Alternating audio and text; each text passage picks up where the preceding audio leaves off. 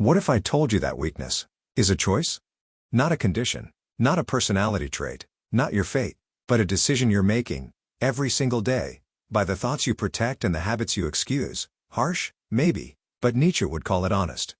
In the next 23 minutes, you won't get a motivational speech. You'll get a wake-up call. We'll tear apart the lies that keep you soft, the comforts that keep you small, and the stories that keep you stuck. You'll learn why Nietzsche believed pain is the path, conflict is the cure, and power is never given, it's seized. And if you watch until the end, you won't just understand weakness, you'll know how to erase it. You've probably been told that weakness is something you're stuck with. Maybe it came from a parent who labeled you, a teacher who underestimated you, or worse, your own voice repeating old failures like gospel. But here's the truth Nietzsche would shove in your face. Weakness is not permanent, it's a refusal to fight. Most people don't lack strength, they lack the courage to face the friction that builds it. Society loves comforting your limitations. It keeps you tame, agreeable, and unthreatening. But Nietzsche? He called that a lie, a trap disguised as acceptance. He believed weakness survives not because it's invincible, but because you protect it, you decorate it, you defend it with reasons, excuses, trauma stories. You give it identity, even pride. I'm just not that type of person, you'll say. Or, that's just how I've always been. But Nietzsche's work is a war cry against that mindset. He doesn't coddle your ego. He rips the mask off and dares you to look in the mirror. If you're weak, it's because somewhere, you've chosen to be. This isn't cruelty, it's freedom. Because the second you accept that your weakness isn't fixed, you gain the power to destroy it. Nietzsche calls this self-overcoming the radical act of surpassing your own self-imposed boundaries. Not once, not in a weekend workshop, but every single day. You kill your old self. You burn the parts of you that kneel. Then you rise, not as who you were, but as who you could have been all along. It's not about being perfect. It's about refusing to stay the same. So next time that familiar voice creeps in, the one that says you can't, you're not enough, or you've always failed, pause. Don't silence it. Challenge it. Stare it down like Nietzsche would. And then ask yourself, if weakness is a lie, what else have I believed that's holding me back? Pain has a bad reputation these days. People run from it like it's a disease. But Nietzsche didn't just tolerate pain, he saw it as the forge of greatness. To him, pain wasn't something to be cured, but something to be transformed. Every significant act of creation, reinvention, or strength was born in discomfort. That means your pain isn't a curse, it's a signal. It's telling you where the work is, where your power is buried, where you're still alive.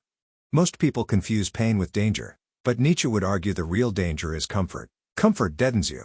It feeds your apathy, and slowly, you trade your fire for a cushion. But pain? Pain wakes you up. It strips away illusions. It shows you what matters. The modern world tells you to avoid discomfort, numb it, outsource it to distractions.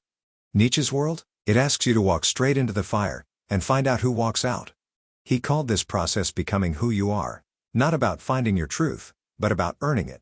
And pain is the toll. Want discipline? You'll earn it when quitting feels easier. Want strength? You'll earn it when your body says stop and your soul whispers, not yet. Nietzsche's heroes were warriors of the inner world, people who didn't flinch when life punched them, because they knew every scar was a lesson in disguise. So next time something hurts, don't ask, why me? Ask, what now? What is this moment asking me to become? Because Nietzsche would say that pain, when met with courage, doesn't just test you, it upgrades you. And if pain is power, what does that make the people who fear it? Excuses are seductive. They don't scream, they whisper. They wrap around you like a warm blanket on a cold morning, telling you, it's not your fault. And sure, sometimes they're true. Life hits hard. You've been through things. But Nietzsche warns us, truth isn't the issue. Comfort is. The most dangerous excuses are the ones that feel justified, the ones that let you stay small without feeling guilty. Before you know it, the excuse becomes your story, and that story becomes your cage. Excuses are clever. They sound like protection. I'm not ready yet. I need to heal first. I just don't have the time. But under Nietzsche's lens, these aren't just delays, they're refusals. Ways your ego avoids the humiliation of trying and failing. He'd argue that every time you excuse your inaction, you betray the part of you that wants to rise. It's not that you lack strength, you've just been too busy defending your limits instead of breaking them. Let's be real, breaking patterns is uncomfortable. It means admitting you were wrong, lazy, afraid. It means seeing yourself without filters. But Nietzsche believed that only through that raw confrontation does power emerge. Excuses dissolve when you stop needing to be perfect and start needing to be honest. What if your next breakthrough isn't waiting on motivation, but on you finally shutting down the voice that always has an excuse? So the next time you hear yourself rationalizing why you can't, pause. Ask yourself, am I protecting myself or sabotaging myself? Because Nietzsche wouldn't buy your excuse. He'd laugh, then hand you a mirror. And in that reflection, if you look hard enough, you might just see the next version of yourself, the one you keep postponing. But what happens when that version gets tired of waiting? Most people think becoming yourself means expressing your feelings, chasing passions, being authentic. Sounds nice, right? But Nietzsche had a much darker, deeper idea. To him, becoming who you truly are isn't some journey of gentle discovery. It's a battle. It's blood, sweat, and humiliation. You're not finding yourself, you're forging yourself. And that process happens in the fire, in the pressure, in the moments when quitting looks like mercy. Nietzsche believed you're not born whole, you're born raw. And the person you are now? That's just a draft, a sketch. It's filled with weaknesses you've accepted, fears you've obeyed, and dreams you've downsized. Becoming who you are means burning those parts away.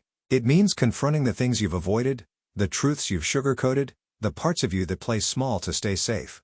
The fire isn't the enemy, it's the sculptor. And here's the painful truth. You can't become powerful if you refuse to suffer. You can't be unshakable if you've never been shaken. You can't lead if you've never been lost.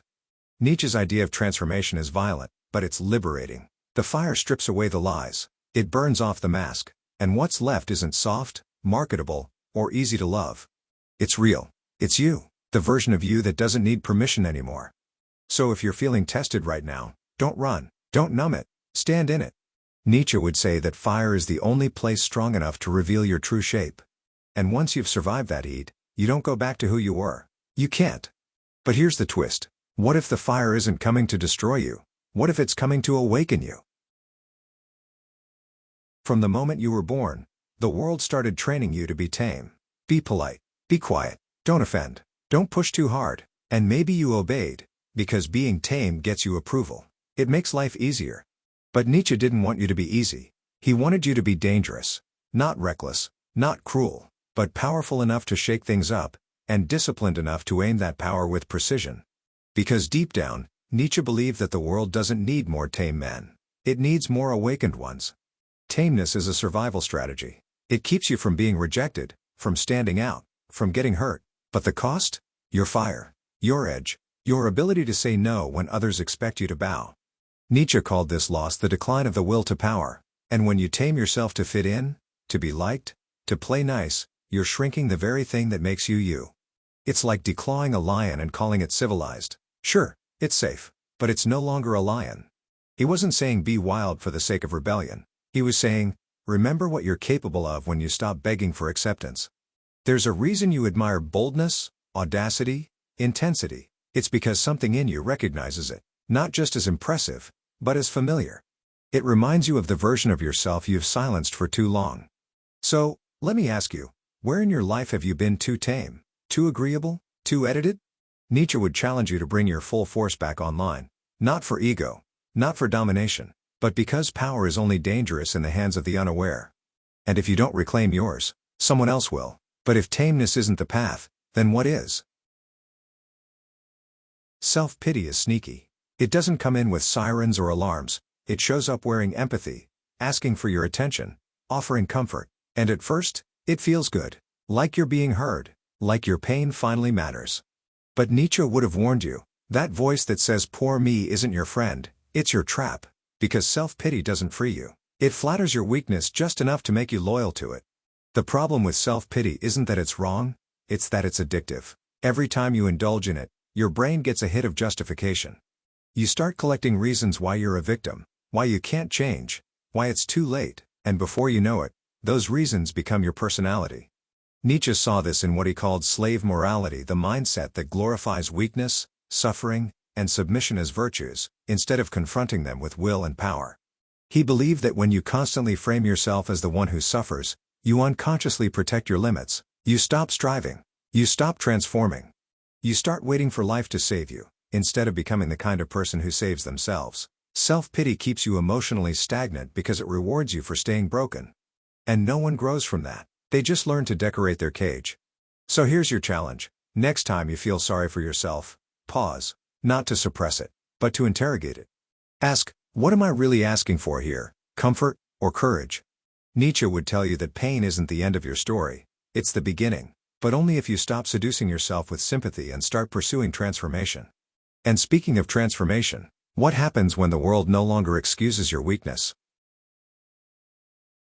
Conflict isn't the enemy. Weak minds think peace means absence of tension, but Nietzsche believed otherwise. He saw conflict as a crucible, a necessary pressure that forges clarity, identity, and conviction. Without resistance, there's no refinement. Without pressure, no precision. A strong mind doesn't avoid conflict, it uses it, not to dominate others, but to sharpen itself, like steel against steel. Every disagreement, every challenge, every mental collision is an opportunity to get clearer, bolder, more grounded. Look around. How many people bend the moment someone challenges them? How many avoid hard conversations, not because they care about peace, but because they're terrified of being wrong? Nietzsche's work shows us that comfort isn't strength. Agreeability isn't wisdom. Real growth requires friction. It's in the moments when your beliefs are pushed that you discover what's real, what's borrowed, and what's just fear wrapped in philosophy. A mind that never enters conflict is a mind that never evolves. You become soft, not gentle. Soft. That's not humility. That's avoidance. Nietzsche admired the kind of person who could stand in the fire of opposition without flinching, because they weren't afraid of being changed, or of changing others. Conflict tests you. Not just your ideas, but your courage. Can you hold your ground without becoming bitter? Can you adapt without losing your center? So next time you feel yourself avoiding conflict, ask, what part of me am I protecting right now? And is it worth more than the growth I'm missing? Nietzsche would say the mind sharpens where the struggle begins. But if conflict is the forge, then what does it mean to walk willingly into the fire? Slave morality isn't about chains or cages. It's mental. It's emotional. It's the morality that praises weakness and calls it virtue. That teaches you to resent power instead of claim it.